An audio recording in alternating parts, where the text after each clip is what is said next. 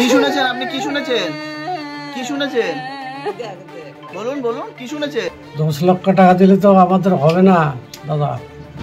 আমাদের একটা চাকরি দেন, যে কোনো চাকরি, ঝাড়ুদার ফাড়ুদার যা।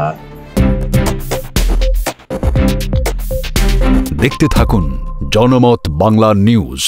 ন্যাজাট এলাকায় এখন শোকের ছায়া। পাশাপাশি কিভাবে এই ঘটনা ঘটল তার পূর্ণাঙ্গ তদন্ত চায় এবং সরকারি সাহায্য চায় পরিবার ও এলাকার মানুষ। কলকাতা লেদার কমপ্লেক্সে ম্যানহোল পরিষ্কার করতে ঢুকে 3 জনের মৃত্যু হয়।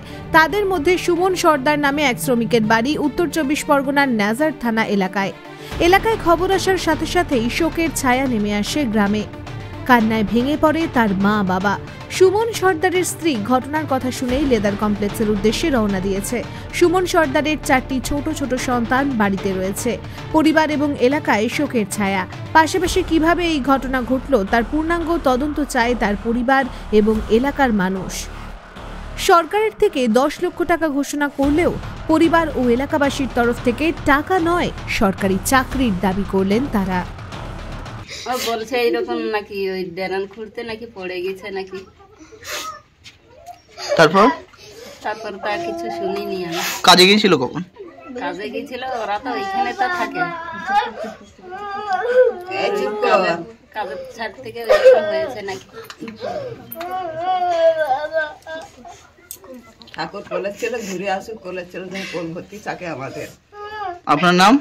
সাজওয়ালা সর্দার। হ্যাঁ, সাজওয়ালা সর্দার। কি আর বলবো, আমাদের বাড়ির ছেলে তো চলেই গেছে। আমরা আবার কি নিয়ে খাবো আর কি নিয়ে, আমাদের একজনেই ছিল আমাদের এই কর্মী করার জন্য, আর কেউ তো নেই আমাদের। আমরা তো খেটে খাওয়াই মানুষ।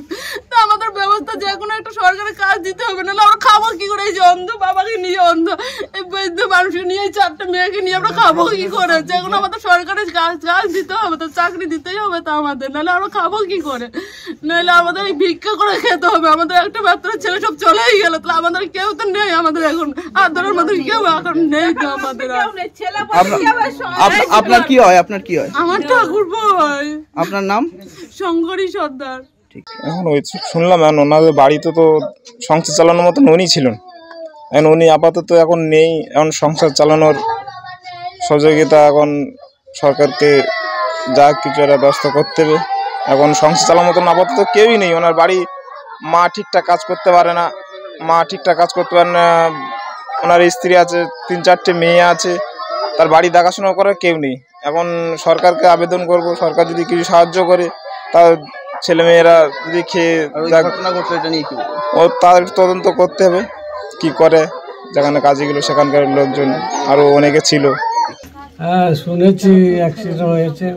কি সরকার থেকে 10 লক্ষ টাকা ঘোষণা করেছে, কি বলবেন? 10 লক্ষ টাকা দিলে তো আমাদের হবে না দাদা। আমাদের একটা চাকরি দেন, যে কোনো চাকরি, ঝাড়ুদার ফাড়ুদার যা দিলে। আমার 4টে মেয়ে লেখাপড়া শিখবে, ওদেরকে বিয়ে দিয়ে দিতে হবে। ওই তো আমার নাতনিগুলো বাঁচবে। আমি তো অন্ধ লোক, আমি কাজ করতে পারি না। আমাদের একটা ঝাড়ুঘর যা হয় চাকরি দেন একটা। আপনি অন্ধ? হ্যাঁ। এই সুমন সর্দারের তো 4টে মেয়ে আছে। 4টে মেয়ে তো? হ্যাঁ। কি আপনারা কি চাইছেন? আমাদের একটা যে কোনো চাকরি দেন। আপনার নাম? আমার নাম দয়াল সর্দার। দয়াল সর্দার? হ্যাঁ। সুমন সর্দারের বাবা? হ্যাঁ। ঠিক আছে।